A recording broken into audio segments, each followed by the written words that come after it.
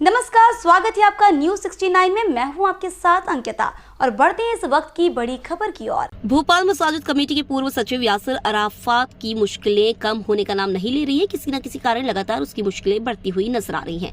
बता दें कि यासिर अराफात मसाजिद कमेटी में लगभग 10 सालों से सचिव के पद पर पदस्थ रहे हैं। हाल ही में उनको गबन की शिकायतों के आधार पर उनको पद से शासन के आदेश से हटा दिया गया है। वक्फ बोर्ड चेयरमैन सनवर पटेल ने बताया कि हज कमेटी में भी अनुदान को लेकर कुछ गड़बड़ियों की शिकायत प्राप्त हुई है। उन अनियमितताओं को लेकर एक 3 सदस्यीय टीम गठित की गई है, जिसकी जो अनियमितताओं की जांच करेगी। यदि कोई भी गड़बड़ी पाई जाती है तो विधिवत कार्रवाई की जाएगी। सूत्रों की अगर माने तो हज के दौरान यासिर अराफात खादिमों के कोटे से अपने परिवार सहित हज के लिए गए थे। वहीं पटेल ने कहा कि हाजियों के साथ जो खादिम जाते हैं वह शासकीय सेवक होना चाहिए, जबकि यासिर अराफात शासकीय कर्मचारी नहीं है।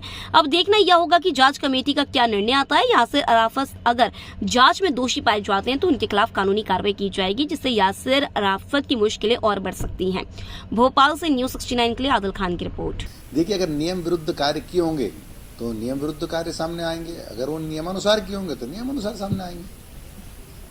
जो हाजियों के साथ खिदमतगार जाते हैं, ऐसी भी शिकायतें प्राप्त हुई थी कि खिदमतगारों की जगह यासिर अराफात खुद ही अपने परिवार को लेकर गए।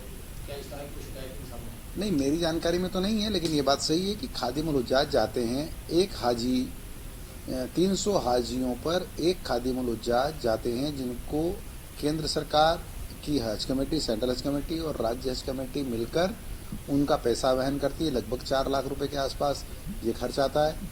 तो मध्य प्रदेश से इस साल जो है 7,000 के आसपास हाजी जा रहे हैं। तो 7,000 पर 300 के मान से इस वर्ष 23-24 में जब मैं पदेन मेंबर हूँ तब 23 खादिमुल हुज्जाज का चयन हुआ है।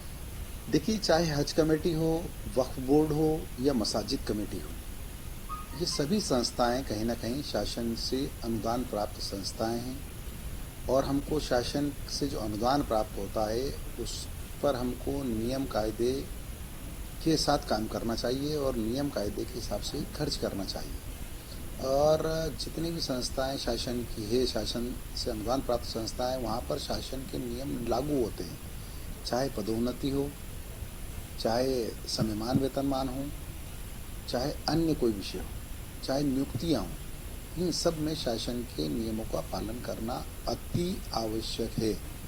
और जैसा आपने प्रश्न किया है कि इसमें कहीं अनियमितताओं की शिकायत हुई है, तो मध्य प्रदेश शासन ने इसके लिए मेरी जानकारी के अनुसार, चूंकि मैं हज कमेटी का पदेन मेंबर भी हूँ, तो मेरे संज्ञान में आया है कि मध्य प्रदेश शासन ने इसके लिए एक जांच कमेटी बनाई है।